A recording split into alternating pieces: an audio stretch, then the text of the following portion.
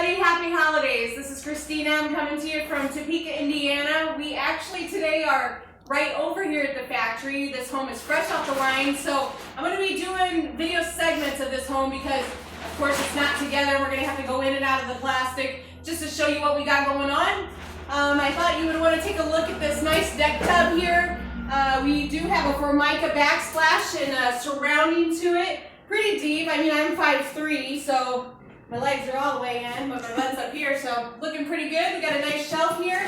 What else do we do in here? We've got hardwood cabinets, the dark Preston oak. I do got to tell you that color is discontinued, but we have a nice Timberwolf color coming up for 2021.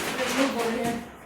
And so I think you guys will be really happy to see this new gray color that we have coming. So we do have a double sink here. Like I said, this is called the Vanderberg. It's a larger double wide.